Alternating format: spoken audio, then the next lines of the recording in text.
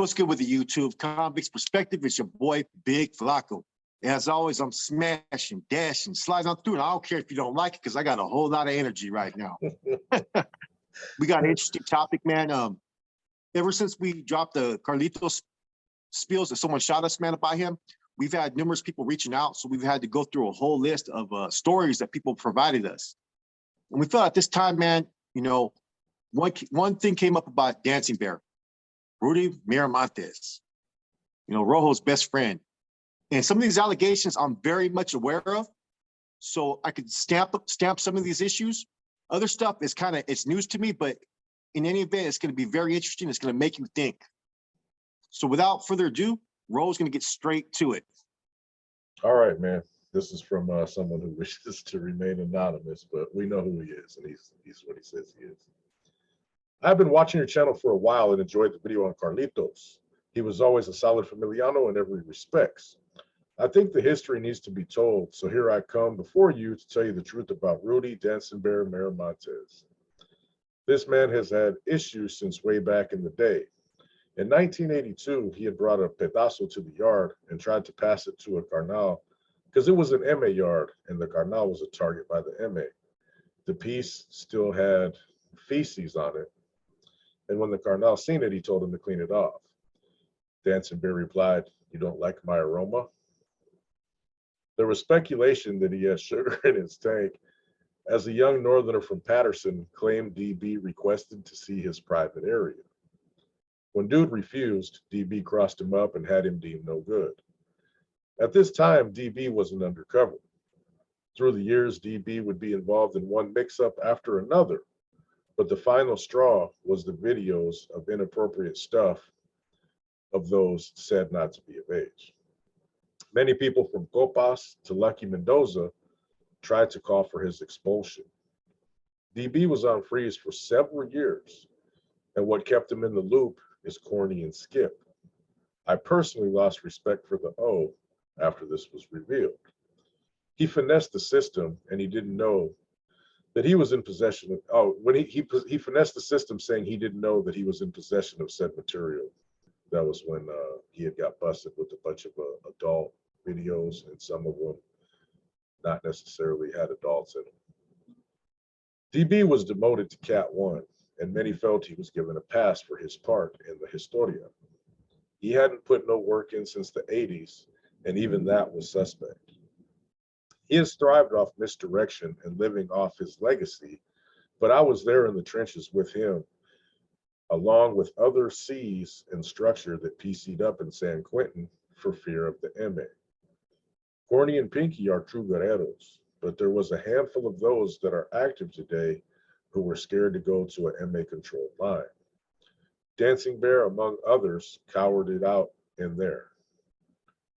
There was a few like Cricket, Wino, etc., who went out there and handled business.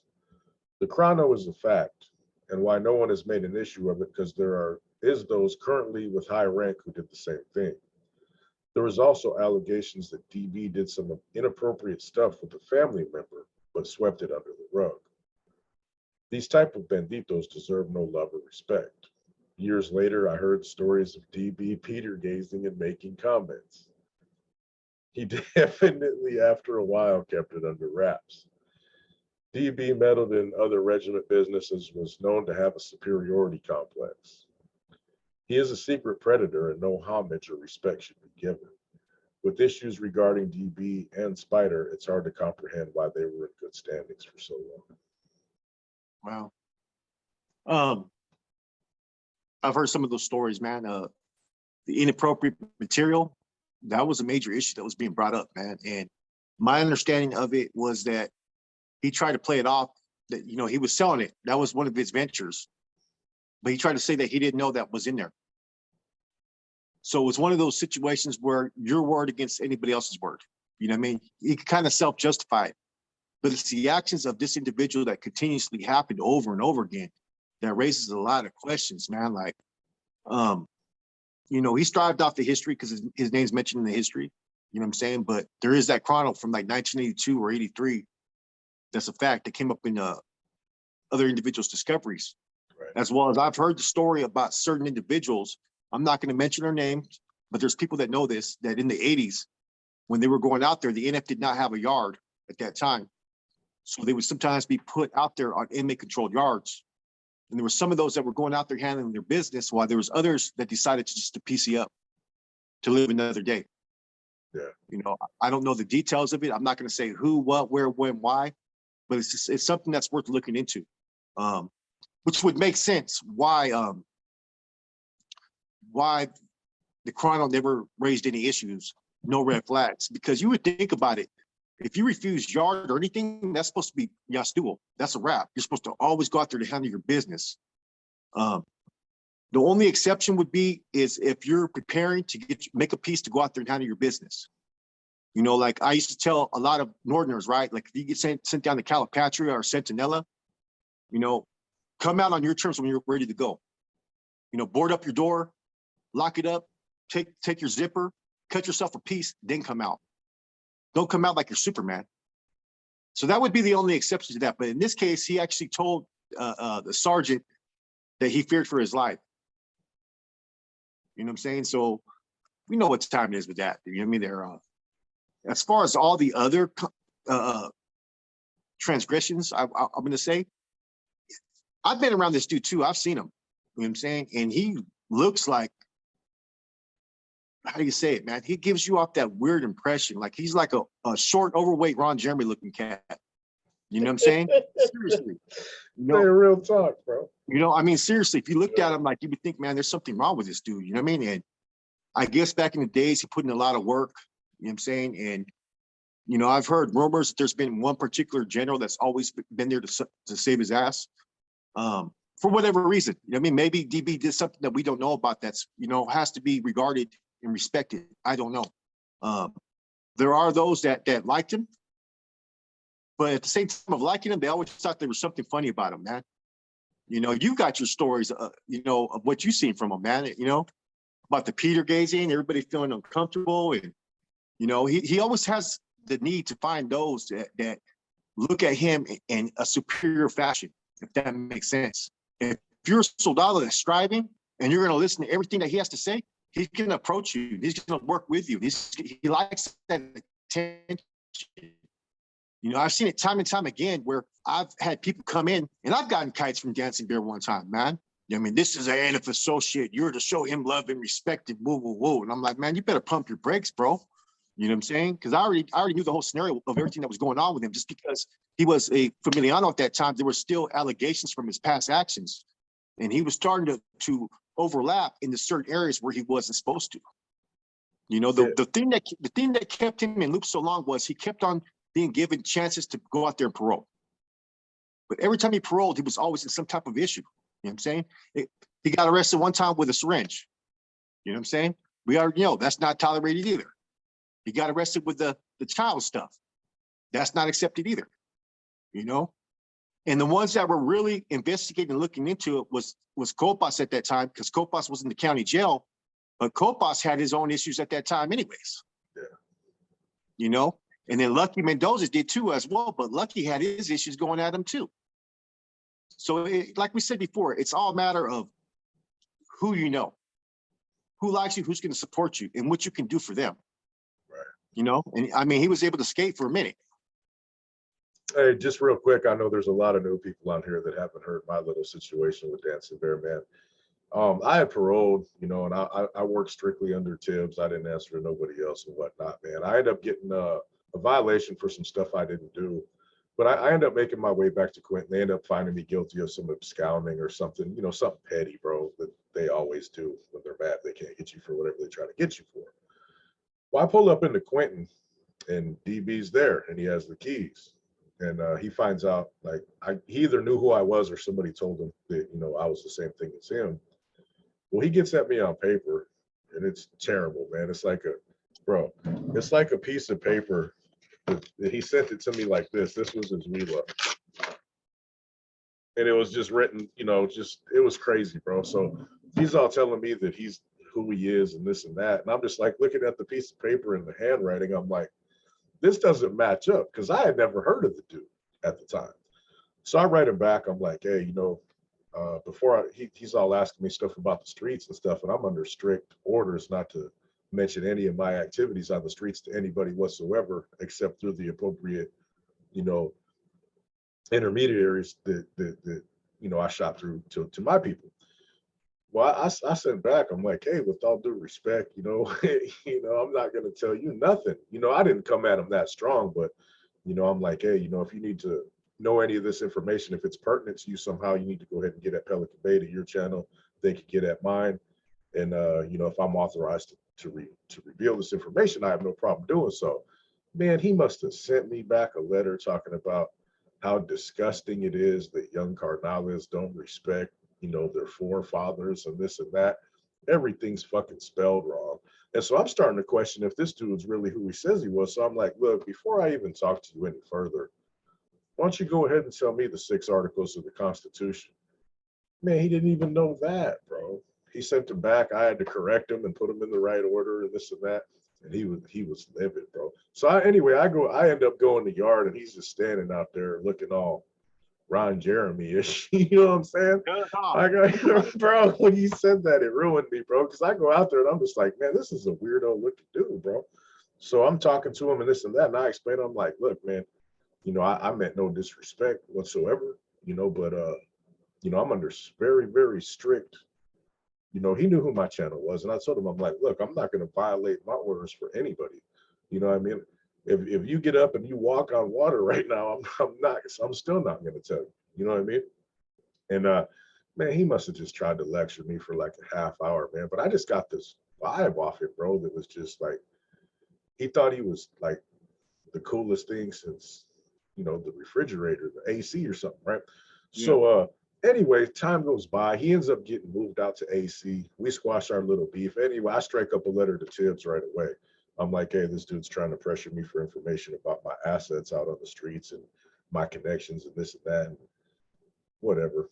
Anyway, word gets back while he's in AC, to back up off me. That's a need to know basis, and he don't need to know. So in the meantime, Lobo was there, and there was one other NF member. It was me, Lobo, and I can't remember the third one. Lobo, what year was this? 90.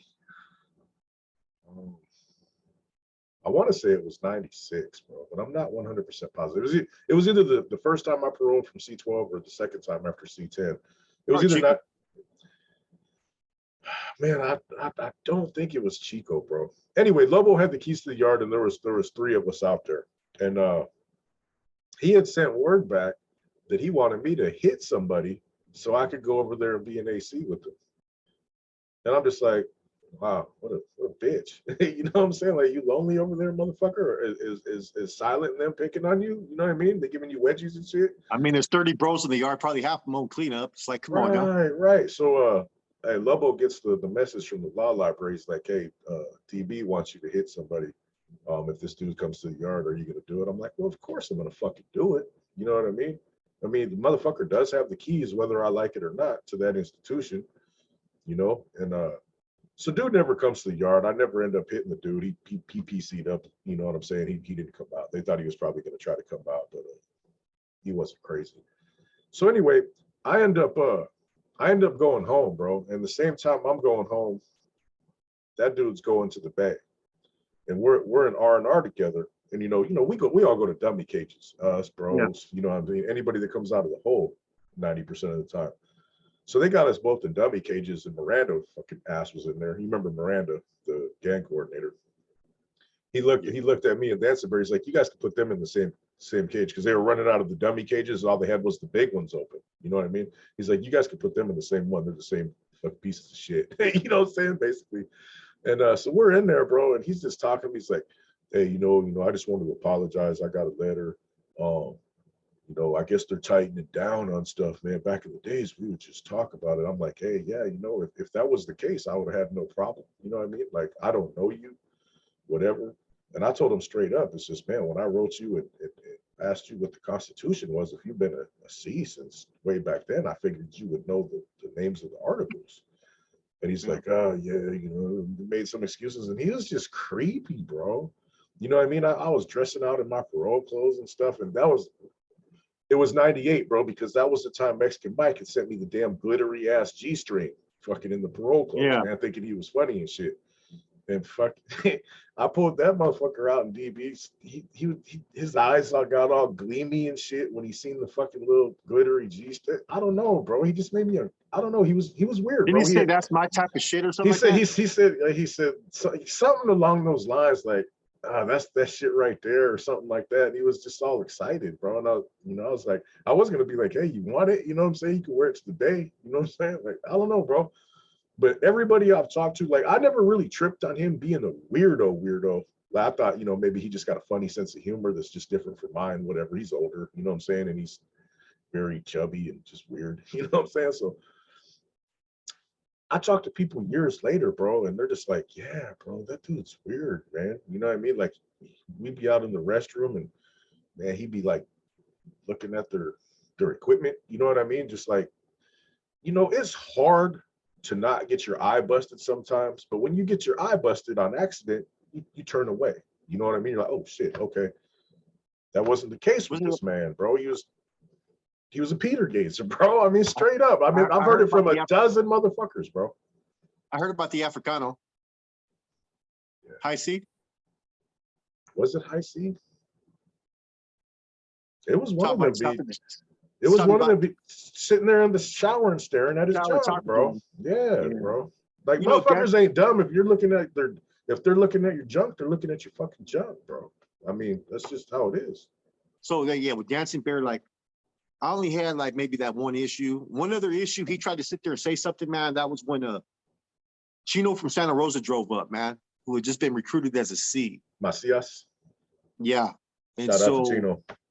So I had to leave him in charge. You know what I'm saying? When I was leaving, that's when Fred Dog was the interim RC, because there was technically San Quinn was supposed to be given to Wevel.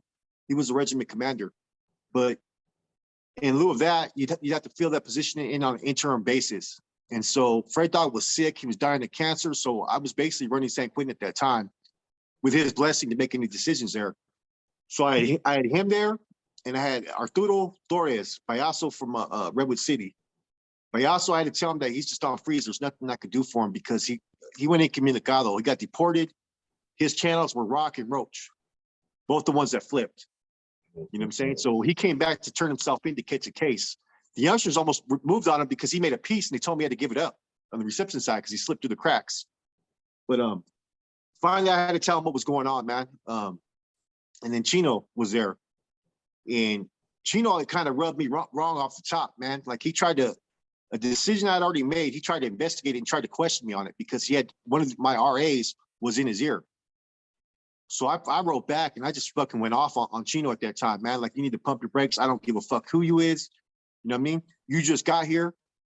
And I already knew his status was already in question at that time, man. You know what I'm saying? Why was it in question? Do you remember? It was around that time when Conejo blessed a lot of people's statuses that got revoked. Like Nicoya from San Fran got his revoked, Listo from Santa Rosa, Gonzo from Livermore. A whole bunch of people got their statuses where they weren't valid because after everything went with Operation Black Widow, there was those up there that tried to send to leadership positions, and they started to recruit people, and pretty much it got shut down over this way. That's when Conejo got demoted around that time. So a lot of those statuses weren't being valid. And so I was unsure if his name was one of them. You know what I'm saying? And communication was kind of hard at that time. And I was trying to get word on what to do. But for the meantime, like, I'd been told by other people that he had just got recruited. I think he was recruited by Wino Zarowski, as a matter of fact, from Oakland when he was in Corcoran. And, just talking to him, there was a lot of things that he wasn't in loop about, So in any event, I had to make a decision based upon I figured whether he's a C or not, he's competent, he's qualified to hold that position. I might as well relinquish it. So apparently when he got to the Bay, first of all, he didn't follow my instructions to leave Payaso alone.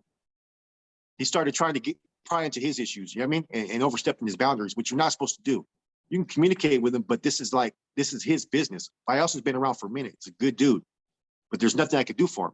You know what I'm saying? That's not my say. I have no control over it. As well as that's when I got a wheel up from Flaco Zubiate, talking about that he was in charge of everything from Benicia up, right?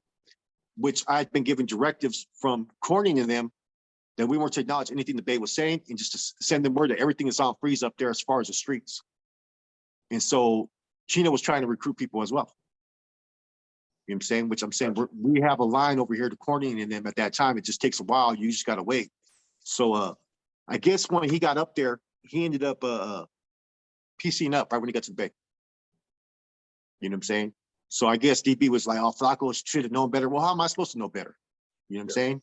I mean, he ain't done nothing faulty. I didn't like what he did. I got at him on that level. I mean, nothing went faulty. But then again, someone else had tried to start a rumor that I was given this instructions when I was the RA at first by the RSD, which was Bubba. When I was doing the Norteño schooling, right, for the Ensoldados in the yard, there was a few that just got recruited. Green Eyes from Salinas and Weddle from Green Fox. They just got recruited as bros. So I was going to start them off with the bonds, right? As well as there was 3 other dudes that got recruited. Christopher Ortiz Cyclone from Santa Rosa, and Jesse Ureno Puppet from Hollister, and then Ruel Atwell. 3 of those dudes I pulled as bros. And Bubba told me, he said, we're waiting for the revisals. We just got orders that they're changing the bonds. So we're not going to do it. So I tell someone like, we're not going to work on those right now until we get the revisals. But somehow I got word up to the Bay that I said, oh, we're not doing the bonds. You know what I'm saying? Which, man, I had someone out there that kind of fucking vouched for me real quick. Nah, Flacco never said that, man. But, DB tried to make little issues out of everything. Then when I was in DVI, I just took over the joint. And one individual was there, went out to court, Paul Smiley Lopez. Good soldado, right? But I guess the previous leadership that was there, you had some dude that didn't know what he was doing. You know what I'm saying? Put it this way, the dude left, and when he came back, I deemed him no good. You know what I mean? It was that bad. You know what I'm saying? He was having people hit without doing due process, without investigating. He was lying about his soldado status. I sent him a kite to go to the streets, to go to a location that there's no way if you mailed it out, it wouldn't have got to where it needed to go. It never got there. And then when it came back, all of a sudden, when you went to ICC, they didn't put you on the group yard. You know what I'm saying? But in any event, man, so Smiley, a wheel that comes back from Smiley, talking about this is an NF associate, whoa. I don't know what you guys in Trace are doing, pushing these lines and all this stuff, man. Like you said, it wasn't no mini writing, it was all big writing. You know what I'm saying? So I struck it right back up, man. I just pretty much told him that he needed to pump his brakes, that this is reception center, this is a revolving door. Who was here 6 months ago is no longer here. I'm here. I got this fucking linea. We've been pushing these lines, and that's all you need to know. You know me, I know you. You know what I'm saying? Pump your brakes, I told him. And I guess he didn't, hey, for some reason he didn't get too offended, because when I was out there in the streets, he sending saludos to me out there, you know what I mean? Because I was taking someone's lady to go visit them up there, man. And you know what I mean? That's the only issue I had with that dude. I really can't say that I had any personal dislike towards him or any hate. You know what I mean? I didn't think that Wheeler was too professional. I think he was overstepping boundaries a little bit. But I always had something, just ever since I met him the first time, man. And, watching him sleep in his cell while he has a homeboy next door busting down for sleeping, it made no sense. He had the homeboy Willow from Saho busting down burpees and shit. You know what I mean? Yet I go by his cell like 3 times and motherfucking Dancing Bear's passed out. I didn't respect that, man. I think even as a Garna, you have to set the better example. You have to be out on the front line doing the burpees and just showing everybody that you can do the same things that you expect in them. And quitting that change, man. Like a lot of the C's were busting down. Like when we were in formation, they'd be in the corners fucking talking and all kinds of shit. It wasn't like it how it was in the 90s, man. And other than that, man, I can't really say nothing too negative, but when I heard about those charges, man, it just didn't add up with all the other stuff that I've heard about. You know what I'm saying? The funny style, the looking at people. And, I've even heard recently that, what was it that he had a sexual attraction to Tex? You heard about that, right? We can't confirm this, but it all adds up to everything that we've heard about this dude. It all adds up that there was something totally wrong with this dude. For some reason, though, he continued to be cleared. I think he was on freeze for like 7 years, bro. You know what I'm saying? Literally, for all kinds of shit. And then when he came out of that, he was acting like he was a Cat 3 member. You know what I'm saying? And somebody had told me he never even made Cat 3 status. I don't think he did, man. I mean, You know, I mean, I don't know the validity of that statement, but I mean, okay, he was an undercover in the early 80s, bro. And as far as he was one of the main ones that was pushing the bonds in format, him and Skip. Skip was an undercover NF member as well. And that was basically to gain the trust of the gente out there when they were making the structure and pushing that out there in the lines. Those two were really key in that. And so he had also put in work too as well. But when he put in that work, it was when they had an established stronghold presence. And we've always said this, man. It's easy to do a hit, to get down, to get busy when you got the backing of your gente there and you got the manpower that's just galore. right. It's harder, like those individuals, Cricket from Salinas and Wino from Saho and a couple of those other cats. They were going out there to the yard knowing damn well they're probably going to get stabbed or shot. You know what I mean? By the gunner. They were still going at it. Those are what I consider true guerreros. You know, or the homeboys that went out to the integrated yards and Corcoran and all those places, man. You know, even Boxer, when Boxer was in Susanville, he was going out there all the time getting his money. Those are individuals that you have to respect because they were going out there with the odds against them and still getting busy. It's Right. easy, like I said, it's easy just to walk by and stab someone when you got two bombers ready to hit them. Yeah. Anybody could do that. You know And what I'm they're saying? and they're just out there not expecting it because they think they're with Yeah. their own people. But Yeah. when you're going against an opposition where you're outnumbered and they're ready to go just like you, that's where you see where a man's at. You know what I mean? I heard stories about him spearing somebody, then going, like that with a fucking thing afterwards and shit. You know what I mean? Like a dancing bear. But, you know, like I said, man, you can't just live off your history. You know, there's too many people who lived off the NF Bandera. And what I mean by that is that they attained status, they obtained rank with putting in a little bit of work and they hide behind the name, the past, the recognition. But we forget that there's those that actually went out to battle and were put in some harsh situations, getting sent down south, going to integrated yards, being set up by the cops. That's when you realize who's really with the business, who's really a SAB. A SAB doesn't mean, man, you just stab a whole bunch of people. A SAB means that you're ready to go out there and handle your own and not know if you're going to make it back or not. And still have the balls to go out there, man. You know, so that's just, you know, what I see from DB, like I said, man, was a Ron Jeremy, man, with fucking hair going like this and fucking missing teeth and shit. And, you know. Yeah. He was probably the least impressed I ever was with anybody in the group, bro. Yeah. I just look at it in retrospect. He makes an effort though. I'll tell you that. He's not lazy in that aspect as far as trying to be involved in all NF issues and NF biz. He does make an effort in that aspect. You know, you got people like Lencho who didn't want to even ride a kite. You know what I'm saying? Who'd rather tell the orders in front of everybody on the tier and shit. You know what I mean? But there was definitely some sugar in his tank, bro. Something, man. You know? I agree, bro. I agree. Anyway, you two, man, a little bit about Dancing Bear, man. Somebody was kind enough to send us, and you know what? It basically just goes to kind of solidify. I mean, not guarantee, obviously. You know, there's a lot of questionable things. You know, a lot of things that, man, could have got anybody deemed at any particular point in time. Just the fact of you having that type of material could have got you deemed, no matter what the situation is, even if you're not at fault. You know, you should know what you're doing at all times. That could have went either way.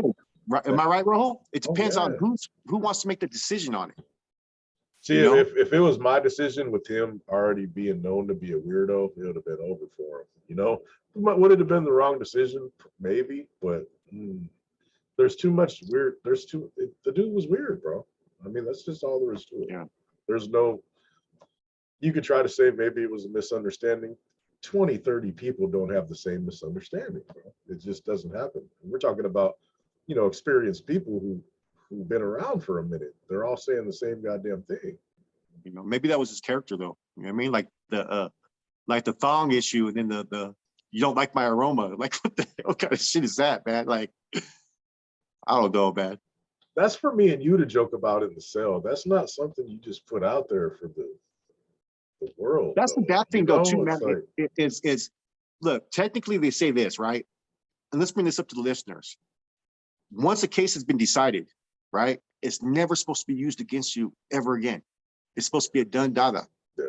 But you can't help when these situations arise to fall back on past investigations. You know, every investigation is supposed to be equal due process and stuff. You know what I mean? And maybe they did that with this scenario. You know what I mean? Maybe they said, you know what? He's a carnal. His word against anybody else's. There's nobody there to say that he actually had this for those reasons. He just got caught in possession. So that's probably why they gave him a pass, man. You know? But lucky him. Yeah, man. He still ended his career and, you know, ultimately passed away on one of them yards. Yeah. So it is what it is. It came out in the wash one way or another, man. All right, YouTube, man. It's your boy Rojo, Big Flacco. Shout out to the homie that sent us that little bit of information. We appreciate you and all that. The boy will be on a little bit later on for a live. Have a productive Monday. And remember, the lifestyle leads to running into people like Dancer Bear, and it'll get you life or get you killed.